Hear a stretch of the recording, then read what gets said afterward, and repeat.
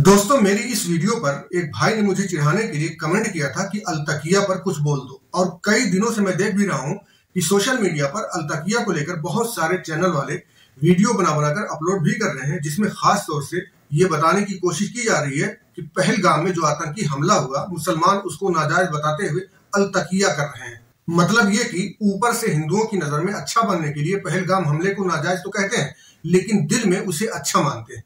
तो आज मैं इसी मौजू पर कुछ बातें करूंगा। इसके लिए मैं आपको पहले इस चोर की वीडियो दिखाऊंगा, जिसमें आप सुनेंगे कि ये मक्कार आदमी अलतकिया पर क्या कुछ बोल रहा है। चलिए सुनते हैं इसकी बकवास। आपने सुना होगा अलतकिया। अलतकिया वो चीज है जब इस्लाम के अंदर हमें कोई ऐसा काम करना होता है जो कि सामने लोगों को नाजायज दिख रहा है, तो आपको वहां लोगों को तो नाजायज बताना है, लेकिन काम वो सवाब का करना है आपको। इसको बोला जाता है अलतकिया। सबसे पहले आप ये समझ लें कि अलतकिया का माना क्या होता है। अलतकिया का माना, जहां तक मैंने मुताला करके समझने की कोशिश किया, इसका मतलब होता है किसी खतरे के वक्त जानी नुकसान से बचने के लिए झूठ बोलना या अपनी जान बचाने के लिए ऐसा तरीका अपनाना जिससे आदमी को खुद कराहियत महसूस हो, लेकिन जान बचाने के लिए मजबूरन ऐसा करे। लेकिन याद रखें कि ऐसी सूरत में भी नाजायज कदम उठाना इस्लाम में हराम है, सही नहीं है। और खास तौर से अगर शरपसंदों के हाथों कत्ल किए जाने का खतरा हो, तो अपनी जान बचाने के लिए अपना अकीदा और अपना ईमान छुपाने को अलतकिया कहते हैं। इस सिलसिले में एक सहाबी का बहुत मशहूर वाकया है, जिनका नाम अम्मार बिन यासिर था। जब उनके वालिदैन को इस्लाम छोड़ने को कहा गया तो उन्होंने इस्लाम नहीं छोड़ा, जिसके सबब उन्हें शहीद कर दिया गया। फिर अम्मार बिन यासिर पर इसी तरह जुल्म ढाए जाने लगे। मजबूरन उन्होंने मुशरिकों के बुतों की तारीफ किया और नबी से ताल्लुक तोड़ने का इकरार भी किया, जिसके बदले उनकी जान बख्श दी गई। लेकिन उन्होंने दिल से इस्लाम नहीं छोड़ा था, बस अपनी जान बचाने के लिए ऐसा किया था। आगे क्या हुआ आप रिसर्च कर लें और देख लें। मेरा मकसद ये बताना है कि अलतकिया कोई इस्लामी कायदा नहीं है कि आम हालात में भी लोगों को बेवकूफ बनाते फिरो। ऐसा करना इस्लाम में झूठ और धोखेबाजी होता है। आगे मैं बताऊंगा कि आमतौर पर झूठ बोलने और धोखा देने वालों के बारे में इस्लाम क्या कहता है। बहरहाल अलतकिया एक अकली कायदा है। इसे एक मिसाल से समझ लें। जैसे दौड़ने को रनिंग कहते हैं, जैसे तैरने को स्विमिंग कहते हैं, गाड़ी चलाने को ड्राइविंग कहते हैं, लड़ने को फाइटिंग कहते हैं, हंसने को लाफिंग कहते हैं, इसी तरह जान बचाने के लिए हाथ पैर मारने और तुक्का लगाने को अलतकिया कहते हैं। और इंसानी फितरत है कि ये अकली कायदा हर इंसान ऐसे नाजुक हालात में अपनाता है जब उसकी जान को खतरा होता है। जबकि इस जाहिल को जब कश्मीरी पुलिस ने पकड़ा था तो इसे जान का भी खतरा नहीं था, सिर्फ मार खाने के डर से वीडियो बनाया था और वीडियो में अलतकिया करते हुए ये कहा था कि मेरे शब्द अच्छे नहीं थे। हम वाकई में इस चीज को महसूस कर रहे हैं कि हमारे शब्द जो है वो किसी भी तरह से सही नहीं थे। इसने ऐसा इसलिए किया था ताकि पुलिस को ये लगे कि इसे अपनी गलती का एहसास हो गया है, जबकि इसने खुद पुलिस के साथ अलतकिया किया था। वरना ये वीडियो अपलोड करने के बाद इसने इस्लाम पर ओल जुलूल बकना बंद कर दिया होता। आगे चलते हैं। इस चोर ने जो कुछ अपनी बकवास में कहा, उससे इसके जैसे जाहिल और नफरती लोग ये मान भी लेते हैं कि इस्लाम इस तरह का झूठ सिखाता है कि सबके सामने नाजायज को नाजायज कहो, लेकिन बाद में वही काम करो। पहले आप ये आयत देखें कि इस्लाम सिखाता क्या है। सूरह तौबा आयत नंबर 119 में अल्लाह ने कहा, या अय्युहल्लज़ीना आमनु तकुल्लाह वकूनू मअस सादिकीन, यानी ऐ लोगों जो ईमान लाए हो, अल्लाह से डरो और सच्चे लोगों के साथ हो जाओ। तो इस्लाम ये सिखाता है कि सच बोलो। सही बुखारी की ये हदीस भी देख लें कि अल्लाह के रसूल ने झूठ बोलने वालों के बारे में क्या कहा है। सही बुखारी में किताबुल अदब नाम का एक चैप्टर है, उसमें यह हदीस मौजूद है। हदीस के अल्फाज इस तरह है, अन्ना रसूलुल्लाह सल्लल्लाहु अलैहि वसल्लम काल आयतुल मुनाफिक़ सलासुन इज़ा हद्दसा कज़बा व इज़ा वादा अखलफा व इज़ा उतमिना खान। रसूलुल्लाह सल्लल्लाहु अलैहि वसल्लम फरमाया, मुनाफिक की 3 निशानियां हैं। जब बोलता है झूठ बोलता है, जब वादा करता है वादा खिलाफी करता है, और जब उसके पास अमानत रखी जाए तो उसमें खयानत करता है। इस हदीस में अल्लाह के रसूल ने मुनाफिक की जो 3 निशानियां बताई हैं, उनमें पहली निशानी है इज़ा हद्दसा कज़बा, जब बोलता है तो झूठ बोलता है।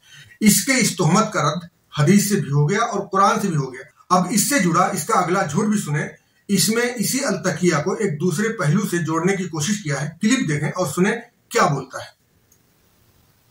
तो ये अलतकिया करते हैं, जो कहते हैं ना हिंदू मुस्लिम भाईचारा, ये अलतकिया है, ये कुरान के अंदर है, हदीसों के। यहाँ इस झूठे ने ये बताने की कोशिश किया कि मुसलमान हिंदुओं से भाईचारा की बात तो करते हैं, जबान से भाईचारा का वादा तो करते हैं, लेकिन ये लोग ہندوؤں کے ساتھ التقیہ کرتے ہیں، یعنی کہ بھائی چارہ کا وعدہ کر کے دھوکہ دیتے ہیں۔ کمال کی بات یہ ہے دوستو کہ جو حدیث ابھی آپ نے دیکھا، اسی حدیث میں اس وعدہ خلافی والے الزام کا بھی جواب موجود ہے۔ اس حدیث میں آپ نے دیکھا منافق کی پہلی نشانی بتایا گیا، اذا حدث کذب، جب بولتا ہے تو جھوٹ بولتا ہے۔ پھر اسی حدیث کے اگلے ہی ٹکڑے میں منافق کی دوسری پہچان بھی بتائی گئی ہے، وہ ہے اذا وعد اخلف، یعنی جب وعدہ کرتا ہے تو وعدہ خلافی کرتا ہے۔ آپ خود سوچیں یہ کتنا بڑا جھوٹا ہے کہ اس نے التقیہ کے نام پر یہ بتانے کی کوشش کیا کہ اسلام میں جھوٹ بولنا اور جھوٹا وعدہ کرنا ثواب کا کام ہے، جبکہ دلیل آپ کے سامنے ہے۔ اب اس کے جیسا کوئی جاہل یہ بھی اعتراض کر سکتا ہے کہ اس حدیث میں یہ تو نہیں لکھا ہے کہ جھوٹ بولنا اور وعدہ خلافی کرنا گناہ کا کام ہے۔ تو آپ دیکھ سکتے ہیں یہ حدیث اور ابھی منافق کی نشانیوں والی جو حدیث آپ نے کتاب الادب میں دیکھا، اسی چیپٹر میں اور اسی حدیث سے پہلے والی حدیث دیکھیں، اس میں کیا لکھا ہوا ہے۔ میں ایک جملے کا ترجمہ کرتے ہوئے چل رہا ہوں، اب غور سے سنیں۔ عن نبی صلی اللہ علیہ وسلم قال، نبی کریم صلی اللہ علیہ وسلم فرمایا، ان الصدق یہدی الی البر، بے شک سچ آدمی کو نیکی کی طرف بلاتا ہے، وان البر یہدی الی الجنہ، اور نیکی جنت کی طرف لے جاتی ہے، وان الرجل لا یصدق حتی یکون صدیقا، اور ایک شخص جھوٹ بولتا رہتا ہے یہاں تک کہ وہ صدیق کا لقب پا لیتا ہے۔ آگے کہا جا رہا ہے وان الکذب یہدی الی الفجور، اور بلا شبہ جھوٹ گناہوں کی طرف لے جاتا ہے، وان الفجور یہدی الی النار، اور گناہ جہنم کی طرف لے جاتی ہے، وان الرجل لا یکذب حتی یکتب عند اللہ کذابا، ایک شخص جھوٹ بولتا رہتا ہے یہاں تک کہ وہ اللہ کے یہاں بہت جھوٹا لکھ دیا جاتا ہے۔ یہ لکھا ہے حدیث میں، یہ لکھا ہے قرآن میں، اور یہ مکار بڑی ڈٹائی سے کہتا ہے قرآن میں اور حدیث میں یہی لکھا ہے کہ جھوٹ بولو اور دھوکہ دو۔ یہ دونوں حدیثیں جو میں نے بتایا اور عمار بن یاسر کا جو واقعہ آپ کو سنایا اور جو مثال دیا، ان سب سے آپ نے جان لیا ہوگا کہ التقیہ کی اسلام میں کیا حیثیت ہے، اور یہ بھی جان لیا ہوگا کہ جھوٹ بولنا یا جھوٹے وعدے کرنا اسلام میں ثواب کا کام ہے یا گناہ کا کام ہے۔ اب اس کی مکاری کا ایک اور پہلو آپ کے سامنے رکھتا ہوں، اسے بھی دیکھ لیں پھر آگے بات کرتے ہیں۔ آئیے۔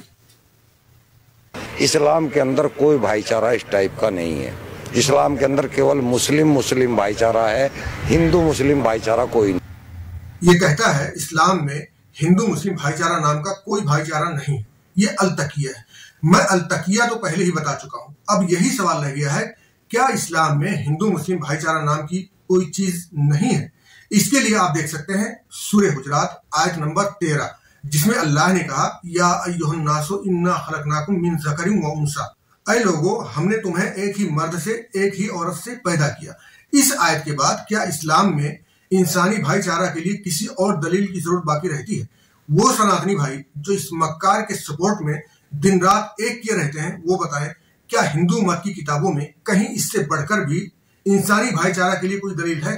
کچھ لوگ یہ کہیں گے کہ برہما نے سب کو پیدا کیا، یہ دلیل ہی تو ہے۔ میں مانتا ہوں دلیل کے طور پر اسے پیش کیا جا سکتا ہے، لیکن یہ ایسی دلیل نہیں ہے جس سے ہندو مذہب میں انسانی بھائی چارہ ثابت ہو سکے، کیونکہ اسی کانسیپٹ کی بنیاد پر ہندو مذہب میں جاتی واد دیکھا جاتا ہے کہ برہما نے فلاں کو اوپر سے پیدا کیا اور فلاں کو نیچے سے پیدا کیا، جس کا نتیجہ یہ ہوا کہ برہمن خود کو خاندانی بھگوان سمجھنے لگا، اور برہما نے جس کو نیچے سے پیدا کیا وہ برہمنوں کے برابر بیٹھ جائے تو برہمن ناپاک ہو جاتا ہے۔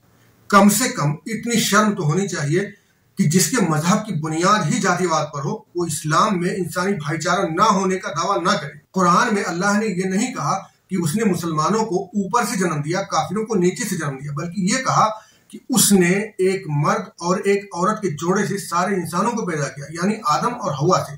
اس لحاظ سے ہم سارے انسانوں کے ماں باپ ایک ہیں، گرچہ عقیدہ اور ایمان کی وجہ سے سب کے راستے الگ ہو گئے، لیکن چاہے مسلمان ہو، ہندو ہو، چمار ہو، سکھ ہو، عیسائی ہو یا یہودی ہو یا کوئی اور ہو، سب کے ماں باپ ایک ہی ہیں، اور کوئی اوپر سے یا نیچے سے پیدا نہیں ہوا، بلکہ سارے انسان ایک ہی جگہ سے پیدا ہوئے۔ اب یہ نہیں کہنا کہ یہ بھی التقیہ ہے، اور جس طرح اس کے جیسے نفرتی لوگ یہ نفرت پھیلاتے ہیں کہ پہلگام حملے کو جو مسلمان ناجائز کہہ رہے ہیں وہ ہندوؤں کے ساتھ التقیہ کر رہے ہیں، تو آئیے دلیل کے طور پر سورہ نساء کی آیت نمبر 135 بھی دیکھ لیں۔ اس میں خاص طور سے مسلمانوں سے کہا گیا یا ایھا الذین آمنوا کونوا قوامین بالقسط شہداء للہ ولو علی انفسکم او الوالدین والاقربین ان یکن غنیا او فقیرا فاللہ اولی بہما فلا تتبعوا الہوی ان تعدلوا وان تلؤوا او تعرضوا فان اللہ کان بما تعملون خبیر، یعنی اے لوگو جو ایمان لائے ہو، انصاف پر پوری طرح قائم رہو، اللہ کے لیے سچی گواہی دینے والے بن جاؤ، خواہ وہ گواہی تمہارے خود کے خلاف ہو، تمہارے والدین کے خلاف ہو، یا تمہارے رشتہ داروں کے خلاف ہو، یا کوئی امیر ہو یا غریب۔ اللہ ان دونوں پر تم سے زیادہ حق رکھتا ہے۔